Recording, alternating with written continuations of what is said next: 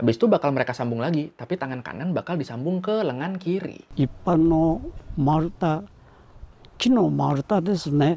人間とも思わなかったんではないかと思いますよ。Yang dilakukan cuma karena penasaran. Terakhir kita bahas senjata kimia pas kita ngomongin Agent Orange ya, yang di Vietnam. Sekarang yang mau gue bahas ini masuknya masih senjata kimia sih menurut gue. Walaupun metodenya nggak disebar kayak Agent Orange. Dan bisa dibilang ini merupakan salah satu percobaan senjata kimia paling kejam sepanjang sejarah. Yaudah kalau gitu langsung kita bahas tentang kejamnya unit 731 di Learning by Googling. Ya jadi zaman Perang Dunia II dulu kan Jepang ini emang dinilai melakukan beberapa kejahatan perang. Dan salah satu yang paling edan, salah satu kejahatan perang yang paling kejam itu adalah unit 731 ini. Emang unit 731 itu apa? Unit 731 itu nama unit rahasia yang bertugas mengelola lab yang didirikan oleh militer Jepang di kota Harbin, Cina. Fungsi labnya buat apa? Kalau menurut sejarawan Hallgold, lab ini dipakai buat ngetes senjata kimia dan senjata biologis yang diciptakan oleh Kekaisaran Jepang. Dites ketahanan perang mereka. Dan karena posisi labnya ada di Cina, jadi ya mayoritas kelinci percobaannya ini adalah penduduk Cina yang ditangkap di sana. Pembagian jumlah tahanannya tuh kira-kira 60% orang Cina, 30% orang Rusia, sisanya kebagi rata tuh antara orang Mongolia sama orang Korea. Pokoknya tahanan-tahanan ini benar-benar diperlakukan secara mengerikan di sana. Udah nggak dianggap manusia mereka, ya dianggapnya sebagai alat percobaan. っていうのは一般の丸太、木の丸太ですね。人間とも思わなかったんではないかと思いますよ。 Nah, sebelum kita bahas percobaan-percobaan yang mengerikan ini secara lebih detail, kita bahas dulu sejarah didirikannya lab ini. Jadi di tahun 1932, mikrobiologis militer Jepang yang bernama Shiro Ishii, dia ini sempat mendirikan lab pencegahan epidemik di dekat kota Harbin, Cina. Shiro Ishii ini emang dikenal sebagai orang yang tertarik banget sama senjata kimia dan senjata biologis. Terus lab ini sempat ditutup di tahun 1934 karena ada 12 tahanan perang yang kabur dari sana. Terus labnya sempat kosong 2 tahun sebelum akhirnya di tahun 1936 labnya dipakai lagi. Dan terus di tahun 1941, lab sama semua orang yang bertanggung jawab di lab ini nih dikasih nama Uni 731. Terus diperluas lah ini labnya, sampai harus ngebakar 300 rumah penduduk buat memperluas lab ini. Tega, jir. Sebenarnya selain unit 731 ini masih banyak juga unit-unit militer Jepang lainnya.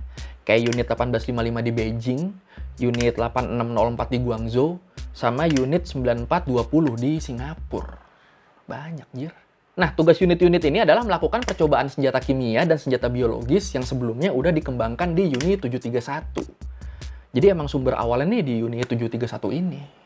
Unit 731 was a unique organization in the history of the world. What they were trying to do was to simply do nothing short than build the most powerful and most deadly biological weapons program that the world had ever known. Terus unit 731 ini dibagi jadi 8 divisi.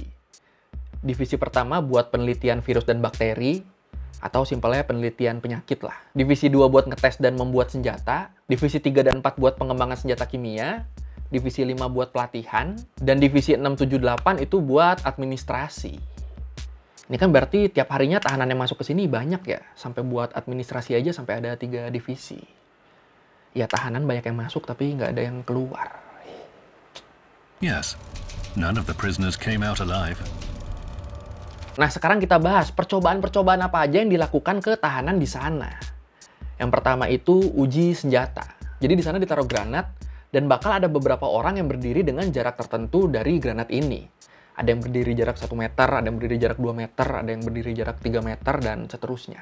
Itu ngapain? Iya buat penelitian. Jadi para peneliti ini pengen meneliti efek ledakan ke korbannya dari berbagai jarak tertentu. Jadi ya udah, yang berdiri paling dekat sama granat itu udah pasti hancur. Kalau yang berdiri jauhan dikit mungkin mereka nggak hancur tapi kebakar sebadan-badan. Ini kita baru bahas penelitian pertama tapi udah gini banget ya. Nah, selain granat, para peneliti ini juga melakukan penelitian dengan bom nuklir. Bom nuklir yang ukurannya kecil banget. Mereka pengen lihat bom nuklir ini bisa ngasih dampak secara langsung nggak ke manusia. Kalau dampak secara langsungnya kan berarti manusianya ikutan hancur ya. Kalau dampaknya nggak secara langsung ya mereka nggak hancur. Paling kena radiasi, tapi sampai cucu-cucunya. Gila. Yang lebih gila lagi, selain pakai granat dan bom nuklir kecil, mereka juga ngetes pakai bom yang udah diisi penyakit berbahaya. Jadi para tahanan ini disuruh pada berdiri di lapangan, Terus dibom sama mereka pakai bom yang udah diisi penyakit tadi. Kok pada tega ya? Bingung gua. Terus selanjutnya ada eksperimen, ini gimana bilangnya? Ini, eksperimen pembuahan. Apaan tuh? Jadi tahanan-tahanan cewek yang ada di sana bakal dipaksa buat hamil. Dihamilin sama penjaga. Terus abis mereka hamil, mereka bakal disuntikin berbagai macam penyakit. Dari mulai antraks, kolera, sifilis, pokoknya suntikin semua itu penyakit. Biar apa? Biar para peneliti ini bisa ngeliat apakah bayi yang berada di dalam kandungan ini bisa bertahan hidup atau enggak. Sakit, jer. Jadi para peneliti ini penasaran sama daya tahan tubuh setiap wanita dalam mempertahankan bayi di kandungannya. Pasti kan beda orang, beda dong daya tahan tubuhnya. Ada yang ibu sama anaknya meninggal, ada yang ibunya selamat tapi bayinya meninggal, ada juga yang ibunya meninggal tapi bayinya selamat. Nah, biasa buat bayi yang selamat sampai lahir ini, bayi ini bakal langsung dibedah buat ngeliat organ dalamnya ada kelainan apa enggak. Ini apaan sih, anjir. We are going to visit a war museum, the main building of Unit 731. Terus selain disuntikin ke ibu hamil, penyakit-penyakit ini juga bakal disuntikin ke tahanan-tahanan lainnya. Mau itu tahanan cowok atau tahanan cewek yang nggak hamil. Yang ini tujuannya apa? Kalau yang ibu hamil tadi kan buat meneliti daya tahan tubuh korbannya. Nah, kalau yang disuntikin ke tahanan biasa ini, tujuannya adalah biar mereka bisa membuat obat yang bisa menyembuhkan penyakit-penyakit tertentu. Penyakit-penyakit yang tadi disuntikin ke tahanan-tahanan ini. Ya tetap nggak bisa dijadiin alasan sih ini ya. Abis disuntikin penyakit, para tahanan ini bakal ditaruh di ruang isolasi tanpa dikasih obat sama sekali. Dipantau deh tuh di situ satu-satu. Kalau ada yang kelihatan terinfeksi parah, bakal langsung dikeluarin dan dibedah hidup-hidup buat diamatin organ dalamnya. 恐ろしいようなことしとったからな。その解剖は生きたままですか？全部生きとんのさ。切り取って。Dan yang lebih edan lagi, selain mereka dibedah hidup-hidup, pas proses bedah ini mereka juga nggak dikasih obat bius sama sekali. Ini kalau di channel Cory udah ngomong kasar ini gua. Kenapa bedahnya harus hidup-hidup? Karena menurut para peneliti ini, kalau mereka ngebedah orang yang udah meninggal, kalau mereka ngebedah orang yang udah jadi mayat, mereka nggak akan bisa ngelihat efek sesungguhnya dari penyakit yang mereka suntikin tadi. Jadi makanya harus ngebedah yang masih hidup, yang masih fresh. Ini kan ngedenger ini, emosi kita juga terasa fresh ya. 標本にするんや。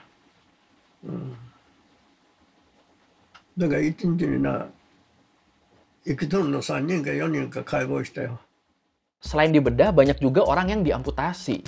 Entah itu diamputasi tangannya, kakinya, atau bagian tubuh lainnya. Dan biasa, abis selesai diamputasi, misalnya diamputasi tangan nih, itu nanti tangannya bakal disambung lagi. Tapi di sisi yang berlawanan. Jadi misalkan tangan lu diamputasi nih, kanan sama kiri. Habis itu bakal mereka sambung lagi, tapi tangan kanan bakal disambung ke lengan kiri. Biar apa? Kalau menurut Profesor Nakagawa Yonezo dari Universitas Osaka, ini tempat kerja temen gua nih, Pit, kesebut Pit kampusnya. Jadi Profesor Nakagawa Yonezo ini semasa hidupnya sempat nonton video eksperimen manusia di Unit 731 ini. Dan abis nonton video-video ini, beliau bilang kalau ada beberapa penelitian yang nggak ada hubungannya sama kemajuan dunia kedokteran, medis, atau sejenisnya. Ada beberapa eksperimen di Unit 731 yang dilakukan cuma karena penasaran. Kayak, kalau ini diginiin jadinya gimana ya? Kalau tangan kiri kita pasang di lengan kanan jadinya gimana ya? Atau simpelnya kalau menurut Profesor Yonezo, ya mereka cuma main-main karena penasaran. Pusing beneran gue anjir. Kok mereka bisa nggak ketahuan? Ya karena Unit 731 ini bener-bener dijalankan dengan sangat rahasia. Nama labnya aja nih kalau buat orang luar tuh kebacanya jadi Epidemic Prevention and Water Purifying Department. Departemen Pencegahan Epidemik dan Pemurnian Air. Ya, siapa yang curiga? Dan setelah sekitar 9 tahun, aktivitas sadis di lab ini benar-benar nggak kedeteksi sama sekali.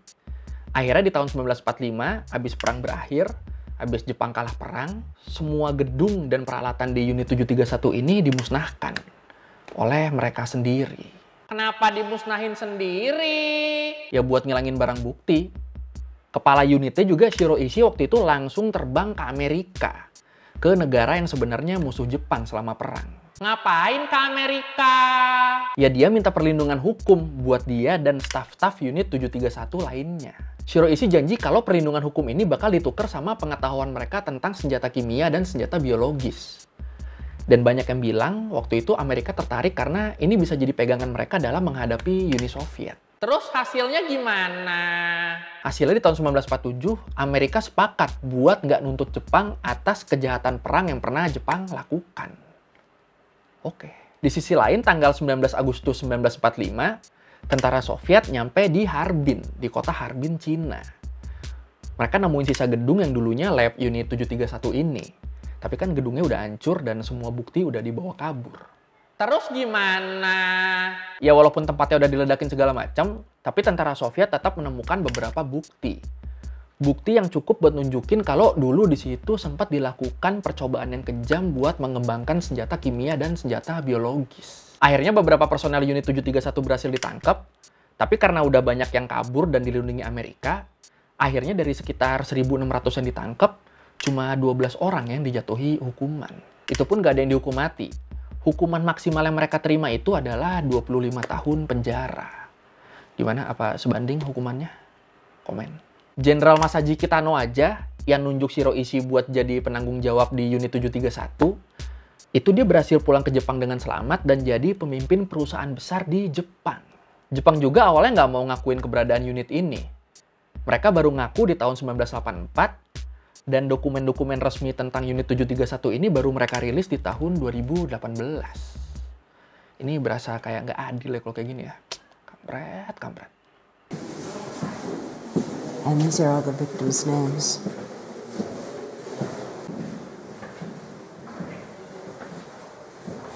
There are photographs next to a few of the names. Oke, sekian Rimba Googling kali ini tentang kejamnya unit 731.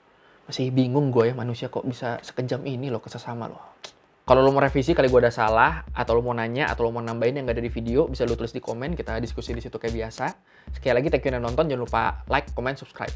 Bye!